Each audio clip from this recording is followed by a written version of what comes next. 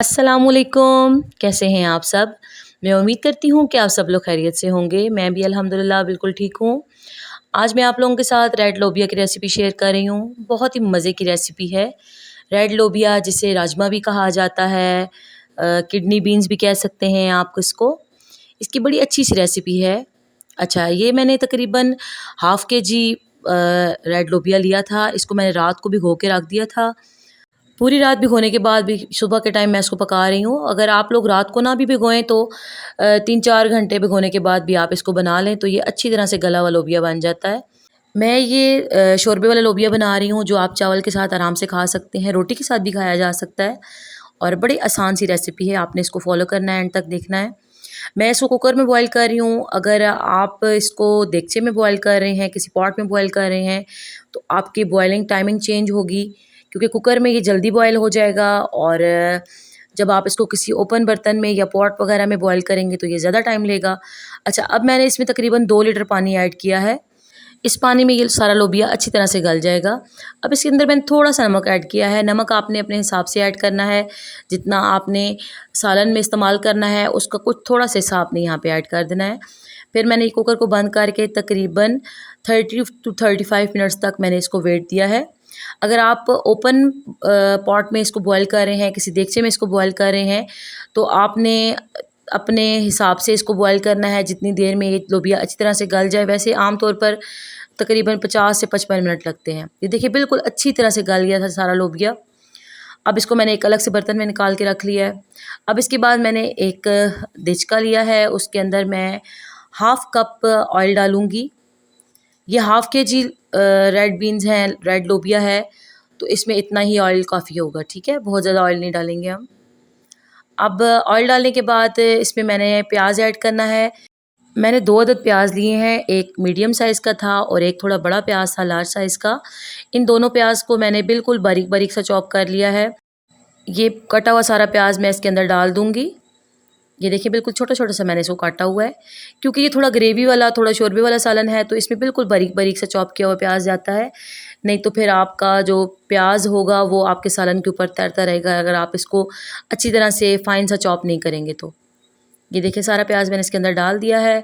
अब मैं इसको अच्छी तरह से फ्राई करूँगी जब तक कि इसका कलर गोल्डन ब्राउन सा ना आ जाए। इस टाइम शुरू में आपने फ्लेम को मीडियम टू हाई रखना है, क्योंकि ये स्टार्ट में थोड़ा तेज़-तेज़ इसको फ्राई करेंगे हम प्याज को। अगर हम इसको बिल्कुल हल्की आंच पे करेंगे तो ये इतना अच्छा सा गोल्डन ब्राउन नहीं होगा। तो आपने फ्लेम को थोड़ा हाई रखना है, थोड़ा मीडियम रखना है और आपने फिर इसको फ्राई करना है। ये प्याज फ्राई होने में तकरीबन 3 से 4 मिनट लेगा।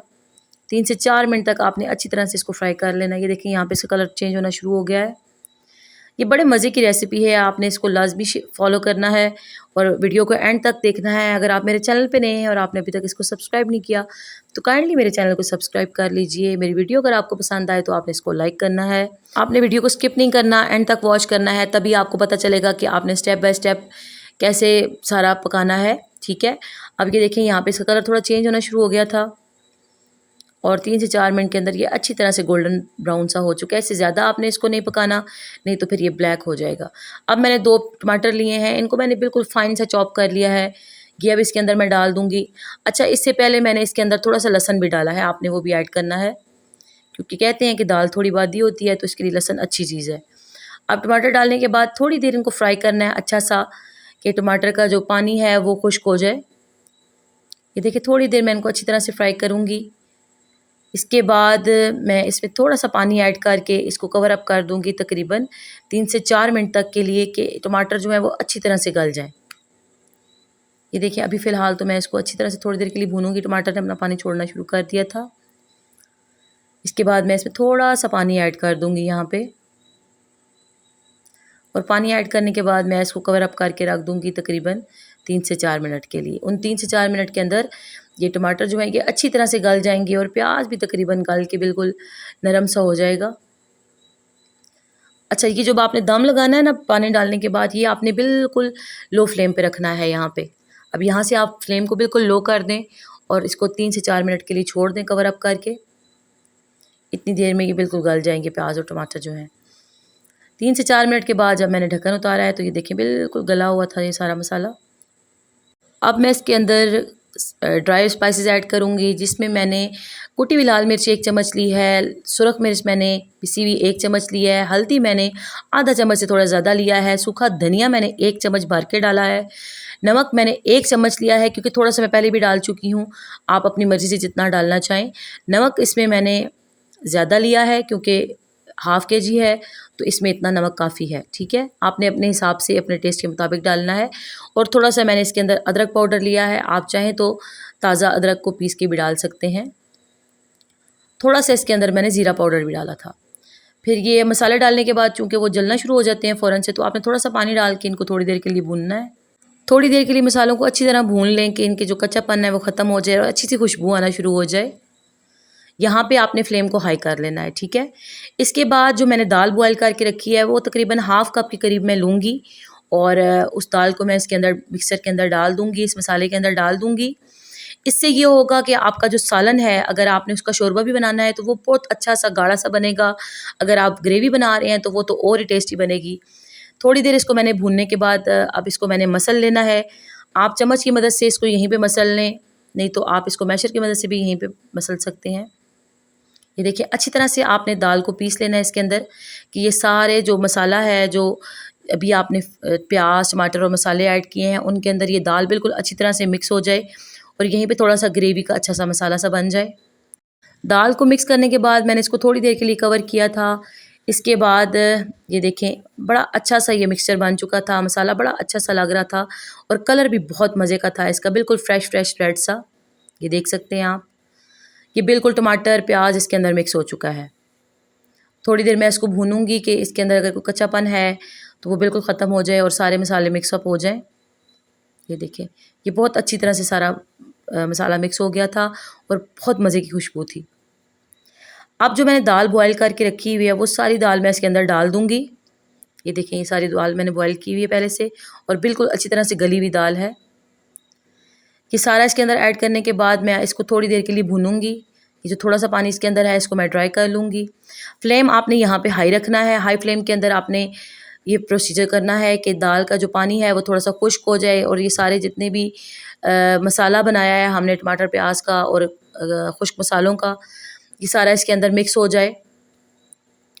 भूनने से ये होगा कि इसके अंदर अच्छी सी खुशबू आना शुरू हो जाएगी। ये देखें मैंने अच्छी तरह से इसकी भुनाई की है तकरीबन 4 से 5 मिनट तक। और ये देखें जी सालन बड़ा मज़े का लग रहा था और खुशबू बहुत अच्छी आ रही थी इसकी। आप इसको चावल के साथ भी खा सकते हैं, आप इसको रोटी के साथ भी खा सकते हैं। अगर आपने इसको रोटी के साथ खाना है तो आप यहीं पे थोड़ी देर पकाने के बाद इसका चूल्हा बंद कर दें। लेकिन चूँकि ये मैं चावल के साथ बना रही हूँ तो मैं इसके अंदर वही वाला पानी ऐड करूँगी जो दाल बॉयल करने के बाद थोड़ा सा बच गया है, वो पानी सारा मैं इसके अंदर ऐड कर दूँगी। बहुत ज़्यादा नहीं था, तकरीबन 1 ग्लास के करीब वो पानी है, वो मैं सारा मैंने इसके अंदर डाल दिया है। और ये बहुत पतला शोरबे वाला सालन नहीं बना, अच्छा सा ग्रेवी वाला सालन था। अब मैं इसको कवर अप कर दूँगी ताकि ये पानी भी जो इसमें कच्चापन है वो भी पक जाए। 3 से 4 मिनट के लिए मैं इसको हल्की फ्लेम पे कवर अप कर दूँगी, फ्लेम आपने लो कर देना है। ये देखिए 3 से 4 मिनट गुजर चुके हैं और ये अच्छी तरह से पक चुका था सालन। ये देखें बिल्कुल भी कहीं पे आपको टमाटर प्याज तैरता हुआ नज़र नहीं आएगा, सारा मसाला अच्छी तरह से मिक्स हुआ हुआ है इसके अंदर। अब मैं आपको डिश आउट करके दिखाती हूँ।